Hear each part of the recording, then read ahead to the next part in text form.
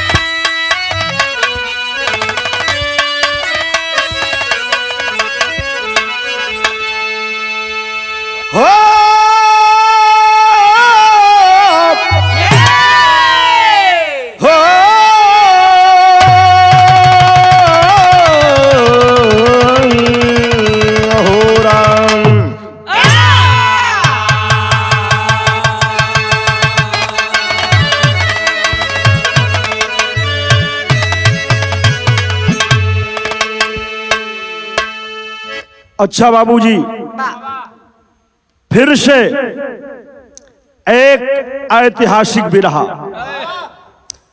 Prayag Ganga channel के माध्यम से लेकर प्रस्तुत हुए हैं।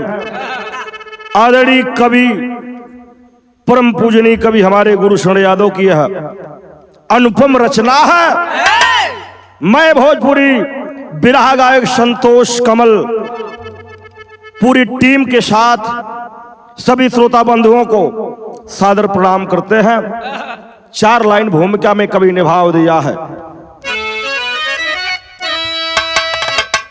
जिसने अनमोल काया की रचना किया उसका बंधन नमन अर्चना चाहिए।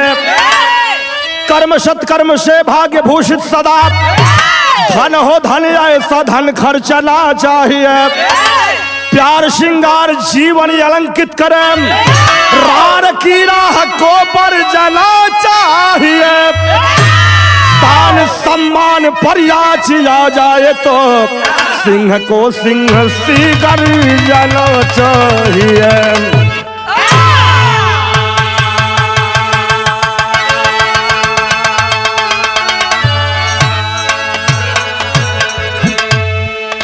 चार लाइन भूमिका में कवि ने वीरों की परिभाषा बताई है। वीर और वीरांगना होते कैसे हैं। जिसने अनमोल काया की रचना किया उसका बंधन नमन अर्चना चाहिए। कर्म सत्कर्म भाग्य भूषित सदा, धन हो धन ऐसा धन खर्चना चाहिए। क्या लाइन है। प्यार श्रृंगार जीवन अलंकित करे, रार की राह को बरजना चाहिए। शान सम्मान पर आंच आ जाए तो सिंह को सिंह सी गर्जना चाहिए। कैसन वीर हो, कैसन वीरांगना बा, अगर बात सम्मान के बाद तो अपने जान को न्यौछावर कर दे। 2 लाइन कव्वाली का टुकड़ा बिरहा में लगल हो।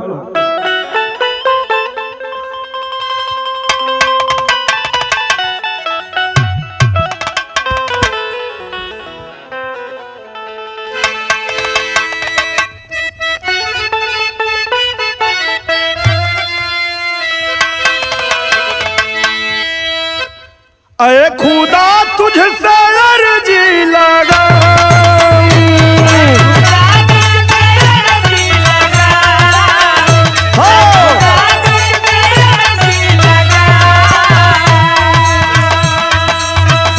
अरे खुदा तुझसे अर्जी लगा, वो मुझे मैं उसे भूल जाऊं, वो मुझे मैं उसे भूल जाऊं।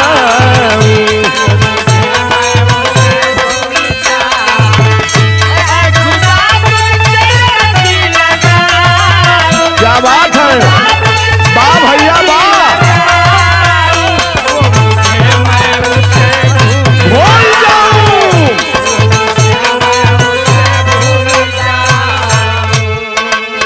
लेकिन हमारे आदरणीय कवि गुरु शरण यादव की कलम नारियों के प्रति कितनी सुंदर लाइन लिख रही है। क्या लिख रही मास्टर।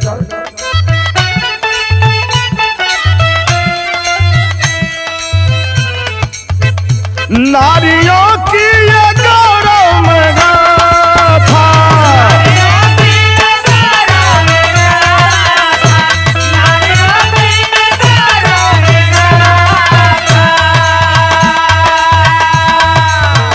नारियों की ये गौरव में गाथा, सुनकर अंबर भी मस्तक झुकाता, सुनकर अंबर भी मस्तक झुकाता।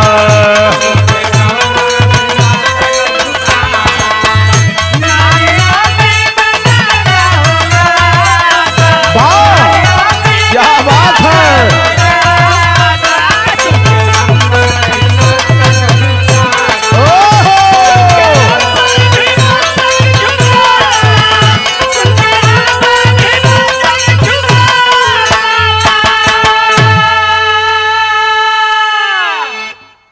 बाबूजी, इस इतिहास में सिर्फ पुरुष ही नहीं बल्कि नारियों ने अहम हिस्सा लेकर इतिहास में अपना नाम लिखवाने का काम किया है। यहीं से कहानी की शुरुआत हो। बड़ी गजब की लाइन है, शब्द की मार क्या होती है आपको इस लाइन में पता चल जाएगा। मास्टर जौहरी लगल।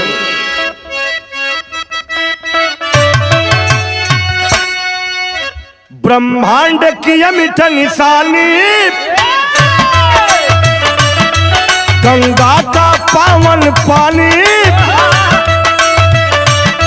है आन मान स्वाभिमानी, बनती झांसी की रानी।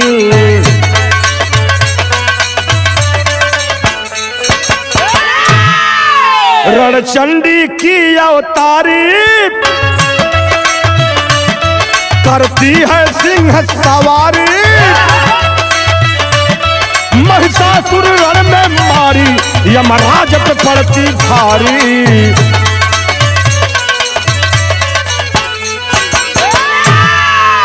है ऐतिहासिक एक गाथा, चकरी थी भारत माता, हिंद की छाती ऊपर मुगलों का ध्वजा लहराता।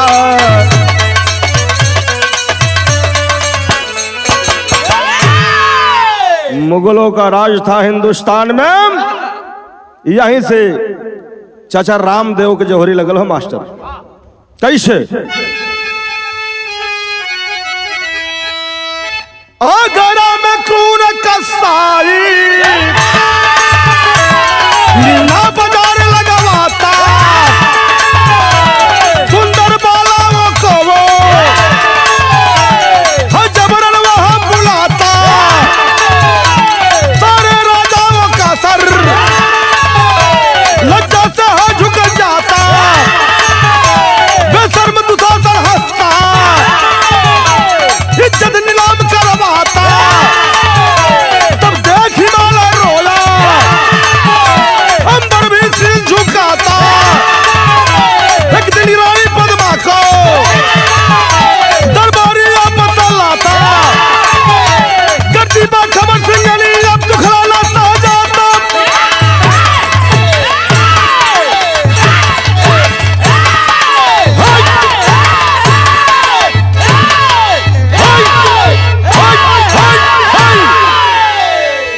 आए बाबूजी, हिंदुस्तान में मुगलों का शासन था। उस समय आगरा में मीना बाजार लगती थी, और मीना बाजार की एक खासियत थी मास्टर साहब, जो भी लड़की उस सम्राट को भा जाए वह जबरन बुला करके उसके साथ बाबूजी अत्याचार करता था, हवस का शिकार बनाता था। इस समय चल रहा है मेवाड़ की रानी पद्मावती देवी को जब यह पता चली, दरबारी जाकर बताया कि आगरा में एक बाजार लगती है जिसका नाम मीना बाजार है, सुंदर सुंदर कन्याओं के साथ वहां पर अत्याचार होता है। इस बात को सुनकर के बाबूजी रानी पद्मावती के पैरों के नीचे जमीन फिसल जाती है। तो कवि जी बिरहा में बड़ा बेजोड़ गीत की इशारा कैलन हो तो पुराण मास्टर साहब, लेकिन एकर अभी लचक पुरान ना भइल।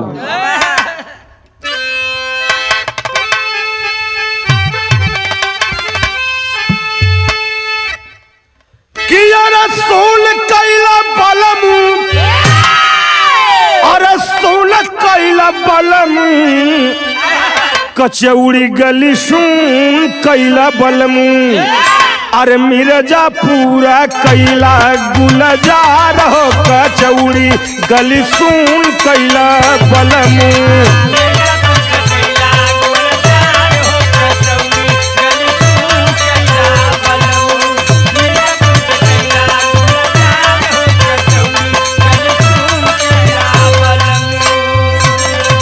लेकिन विरह में कवि जी लिख रहे हैं, गुरुशरण यादव की कलम लिख रही है।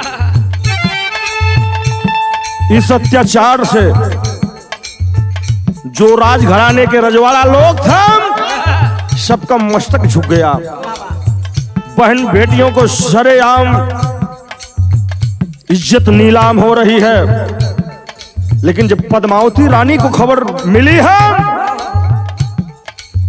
अभी मैं भेद नहीं खोल रहा हूं राजा कौन था, क्योंकि जब भी वह लड़की को दबोचता था तो बाबूजी एक नकाब लगा होता था, सिर्फ आंख दिखती थी, चेहरा नहीं दिखता था। वह राजा कौन था आगे विरह में आपको मिलेगा। लेकिन रानी के आज खून खौल गई बा छत्राणी के, पद्मावती देवी के। तो कैले है कहा, जाई के तैयार हो, जाई के तैयार हो, कि जाई के तैयार भइनी रानी, पहिनी चुनरिया देखा धानी, जाई के तैयार भइनी रानी।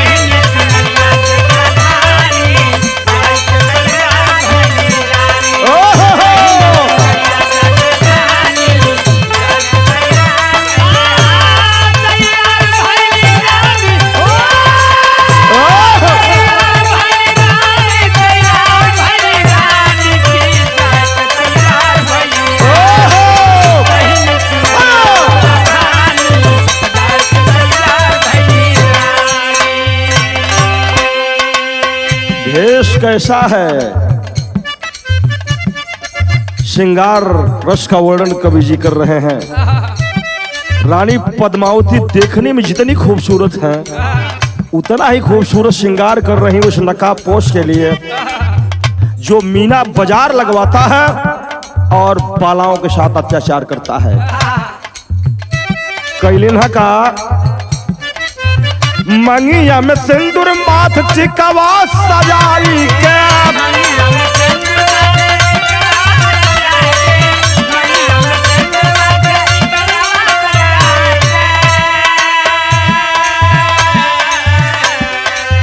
मथवा पे बिंदिया रे भैया,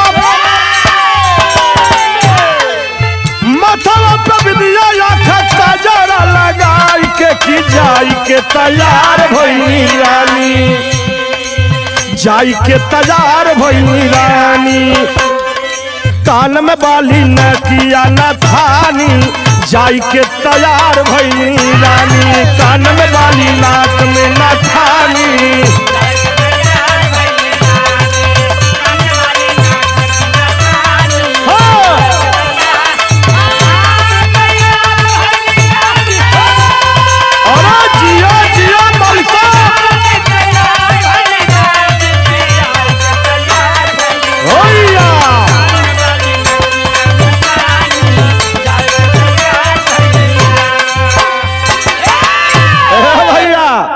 मांग में सिंदूर, माथ पे टीका, और आँखी में कजरा, बाले में गजरा, काने में बाली, नाक में नथुनी, ओठ में लाली लगा करके अपना श्रृंगार कर रही हैं। आज अपना चेहरा जब शीशे में देखती हैं, क्या खूबसूरत अदा है।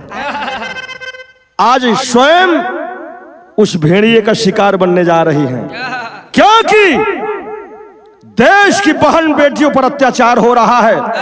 साथियों देखिए, इतिहास में कुछ ऐसे राज छुपाए गए हैं जो विरह के माध्यम से आपको बताने का काम हम कर रहे हैं साथियों।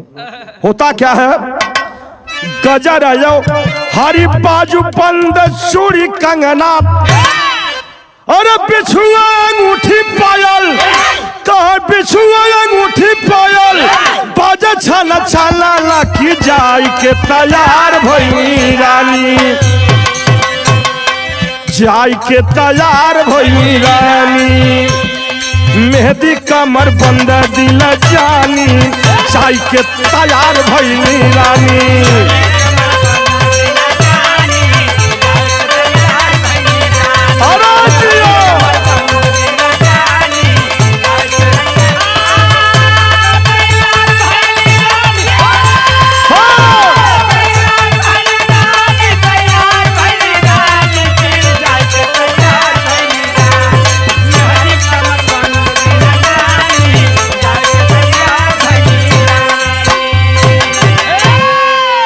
भैया 16 श्रृंगार करके आज रानी पद्मावती आज विचार बना लिया, जाऊंगी उस नकाबपोश के पास जाऊंगी जो इतना जघन्य अपराध कर रहा है और जा करके मैं उसका मुंहतोड़ जवाब दूंगी। तो कैली ना का बिराह में तर्ज बदलत,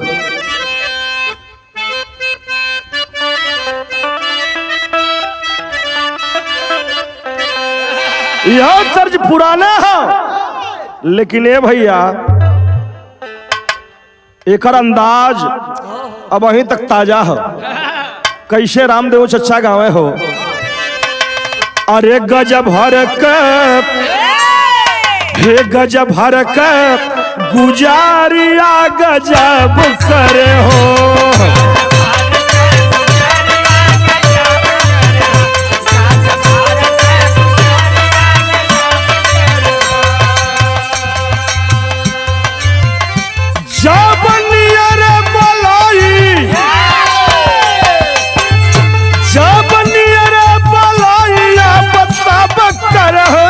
गजब गुजारिया गजब करा।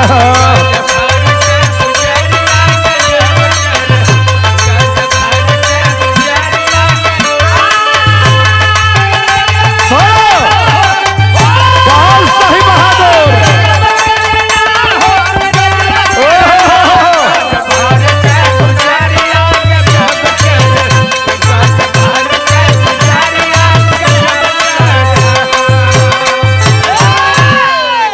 भैया विराह में भाव कवि जी लिखत हूँ भैया कि रानी 16 श्रृंगार करके विचार बना लिया, मन बना लिया। क्या मन बनाया, अरे रानी आगरा के हे रानी आगरा के जाई के तैयारी कैली हो,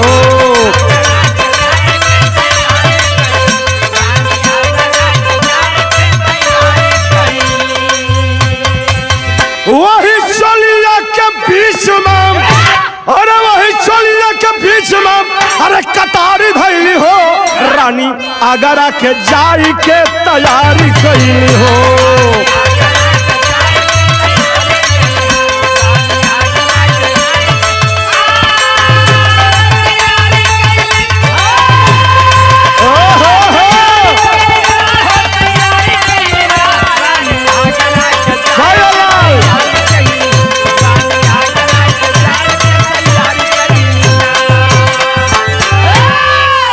श्रृंगार सजाने के बाद साथियों रानी पद्मावती ने एक कटारी अपने इस चोली में रख के आज आगरा के लिए प्रस्थान कर दिया।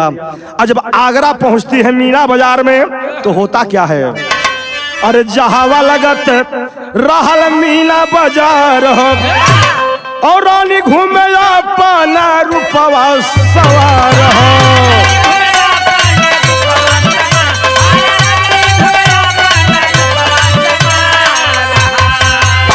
रानी देखे पर छाई बेकरारी भइल हो, रानी चोलिया के बीच में कतारी धइल हो। ए भैया आज मीना बाजार में जा करके उस बाजार में चारों तरफ घूम रहे 16 श्रृंगार बाल को आगे करके चंद्रमा जैसा चेहरा चमकत हो। और घूमते घूमते 1 चक्कर 2 चक्कर 3 चक्कर, चौथे चक्कर में रानी को एक परछाई दिखी जो पीछा कर रही है। और पीछा कौन कर रहा है, होता क्या है, और एक नकाब पोश बहिया में खींचा और जैसे भेड़िया कोनो हिरनी के बीचा।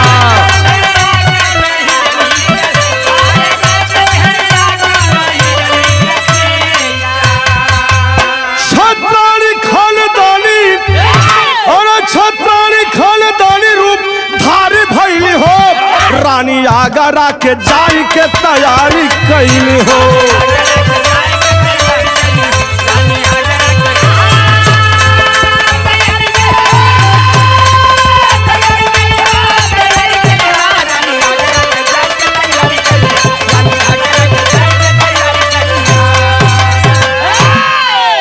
जब परछाई को रानी पद्मावती ने देखा तो साथियों होता क्या है, जान गई कि भेड़िया आ गया है, सतर्क हो जाओ।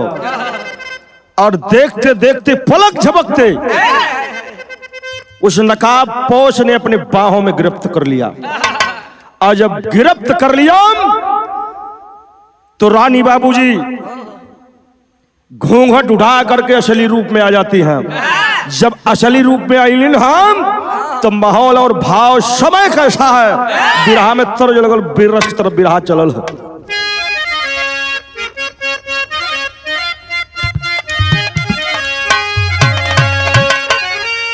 पहल चली ना रे, अरे पहल चली ना रे, पहल चली 5 रंग की चोली पहल चली।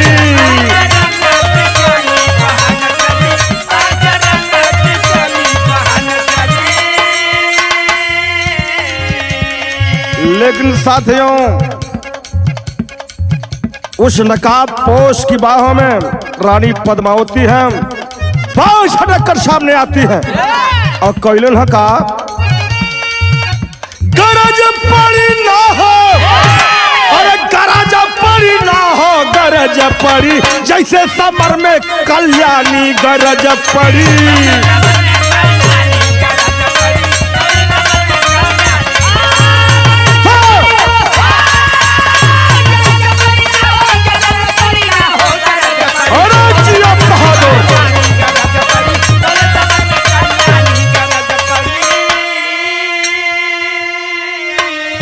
गरज कर खड़ी हो गई हैं और करती क्या है, दुश्मन के गर्दन पे धैली कटारी।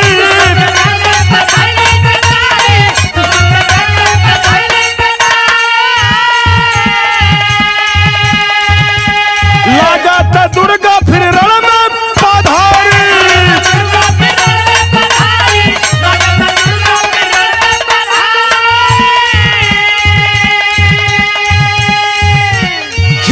नकाब चकित भैली तब रानी और दुश्मन के याद आवे रानी गरज पड़ी जैसे समर में कल्याणी गरज पड़ी।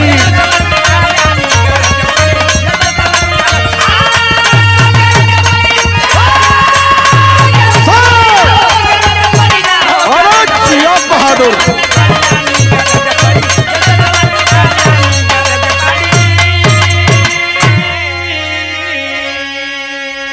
बाजुओं को झटक करके पद्मावती रानी आज बाबूजी असली वेश में आ जाती हैं।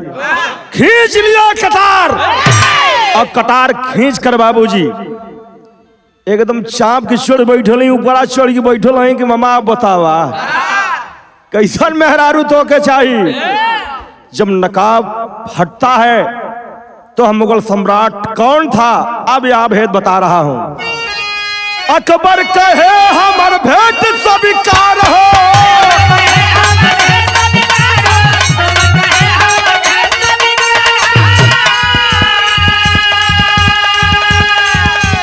तोहरे बद दिल्ली राजा उपहार हो।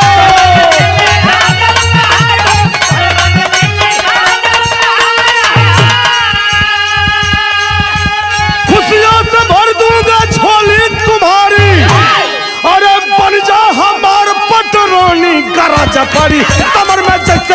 कल्याणी गरज पड़ी।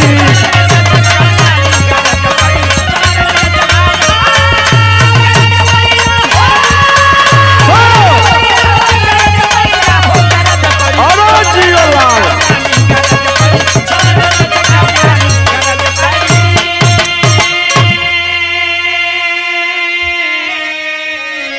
ए भैया, रानी पद्मावती कटार लेखन आज छाती पर चढ़ के बैठल हैं और कटार एकदम गर्दना पे हो।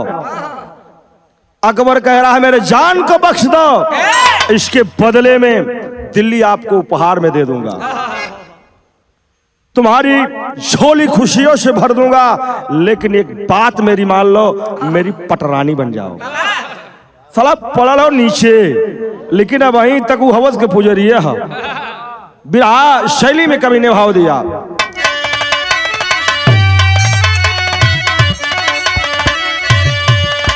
अरे मरना मिटना और जीना साल से। रानी की जो बात है अकबर बादशाह से कह रही है कि सुनो अकबर, मरना मिटना और जीना शान से, शान सम्मान प्याले देंगे आज कभी ना। अकबर तो मुझे तोड़ना चाहता है, मैं इस देश की बेटियों के लिए, बहन के लिए हजारों दिल्ली कुर्बान कर दूंगी, लेकिन इस देश की शान पर आंच नहीं आने दूंगी। मर जाएंगे, मिट जाएंगे, लेकिन देश का सम्मान नहीं जाने देंगे। ए भैया, अकबर कहता है कि रानी पद्मावती मैं तुमसे प्रेम करता हूं। बाह पट्टा नीचे पड़ल हो मास्टर, लेकिन कहता है मैं तुमसे प्रेम करता हूं। रानी बोलती प्रेम की परिभाषा जानते हो कि प्रेम किसे कहते हैं मन्नू भैया? पाहपट में कभी ने भाव दिया है, मैं अभी तक पता ही नहीं है, मैं बता रही हूं प्रेम होता क्या है। अरे पन्ना बनकर देश प्रेम में सुत को भेंट चढ़ाते हैं, एक अकेले तुम जैसे को अरे योद्धा मार गिराते हैं। शर्म नहीं, इज्जत करो तमाशा या साधु मिलवा। अरे शर्म नहीं, इज्जत का करो तमाशा या साधु मिलवा। और सिखाए तुम्हें प्रेम की भाषा या साधु मिलवा।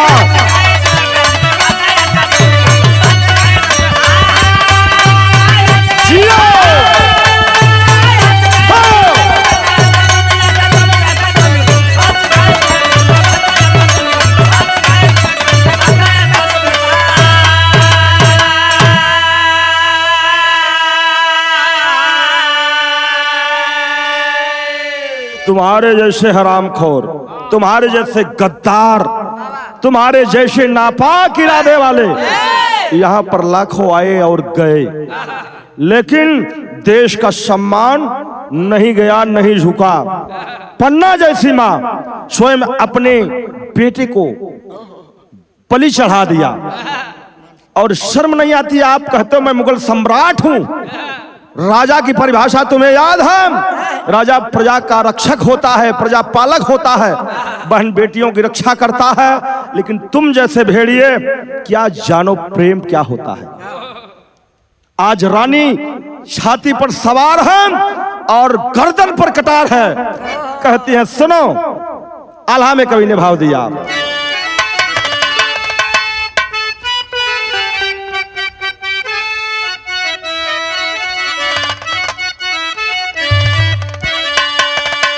मुगल सम्राट अकबर, कान खोलकर सुनो जो मैं कहने जा रही हूं। एक कवि की जो कलम है आग उगलने का काम कर रही है।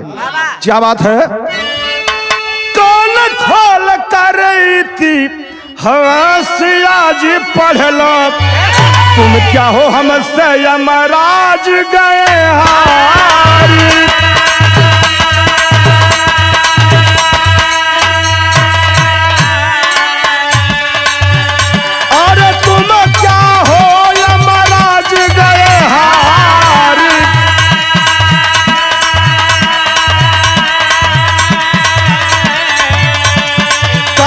में वार की है जान भले जाए,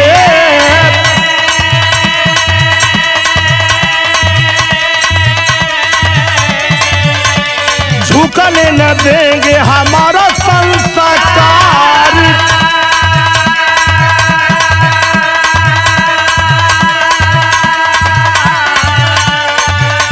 एक छत्रारी यह चैलेंज तुम्हें देती,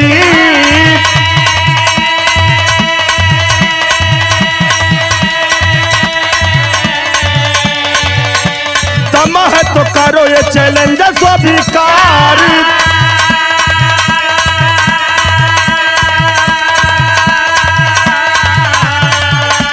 सारे या इज्जत नीलाम नहीं होगी,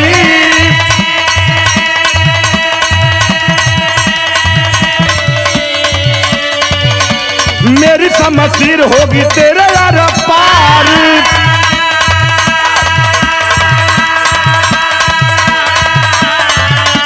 अकबर कहे कि कुछ रहम करो हम पर,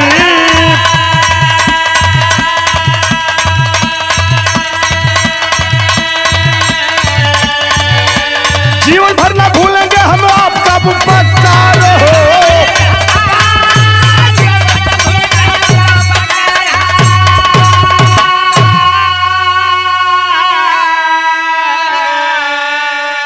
अरे रानी कहीं बख्श दिया जान तेरा, अब रानी कहीं बख्श दिया जान तेरा, लेकिन आगरा में न चली मीना बाजार बोला।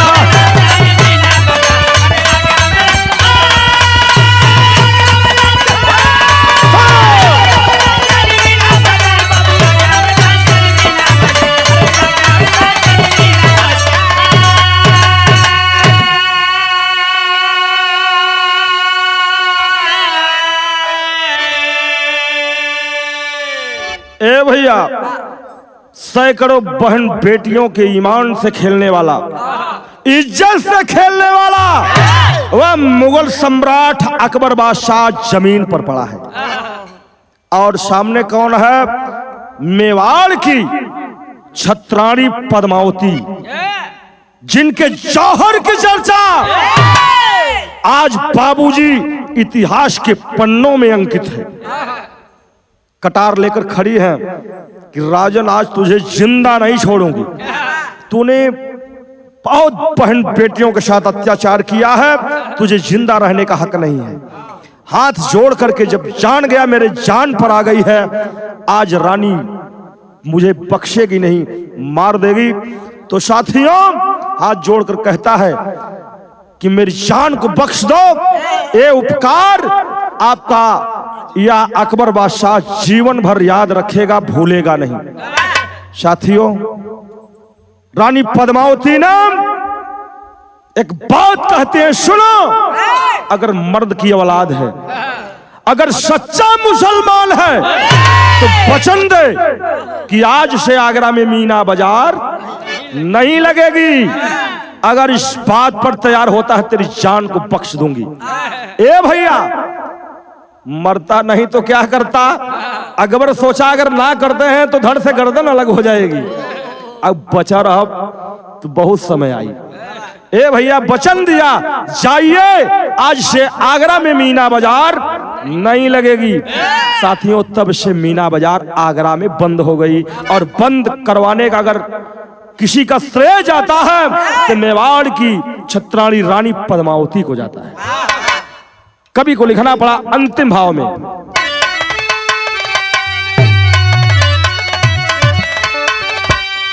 धन्य रानी छत्राणी बीच समर भइली, तोहर जौहर के किरतिया अमर भइले।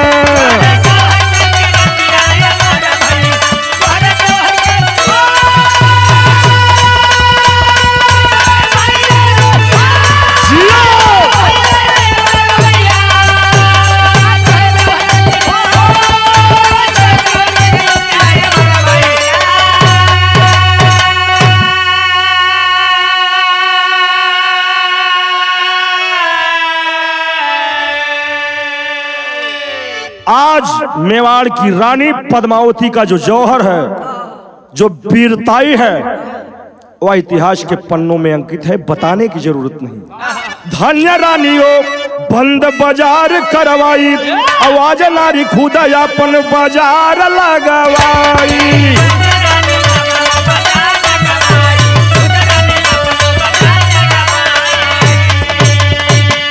लोक लाज मिटल बेशर्मी नजर भइली, तोहरे जौहर के किरतिया अमर भई।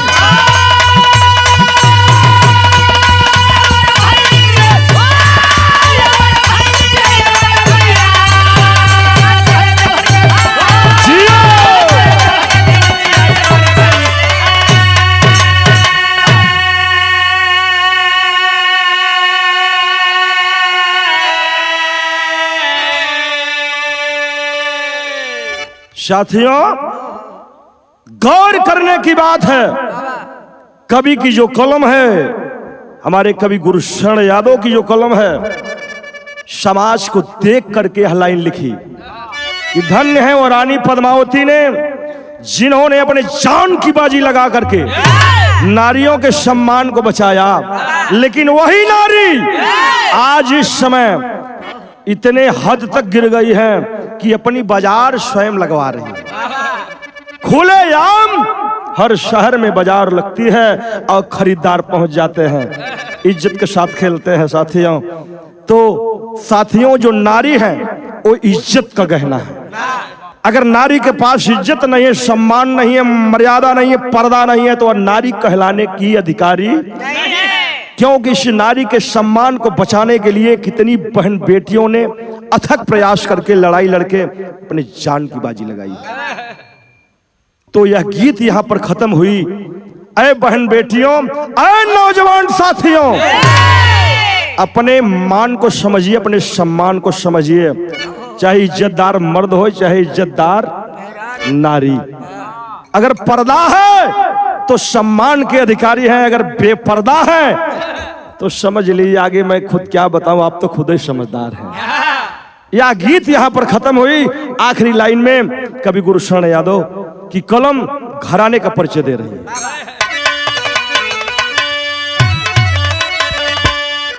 साधु बदलता जग जीवन, इज्जत नारी का गहना।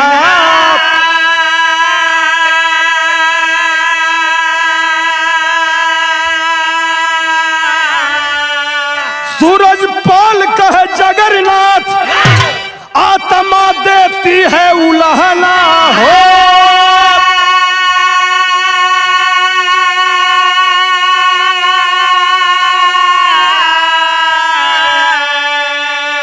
मरना मिटना यौ जीना शान से, अरे मरना मिटना यौ जीना शान से, पूरा राग कमल ना गुरु शरण के बिना, मरना मिटना यौ जीना शान से।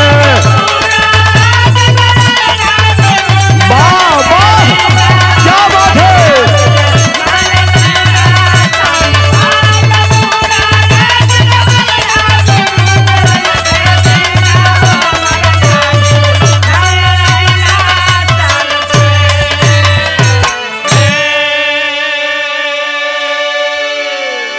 साथियों, इस गीत को सुनना और कैसा लगा कमेंट के रूप में अपना आशीर्वाद जरूर देना। बहुत बहुत धन्यवाद।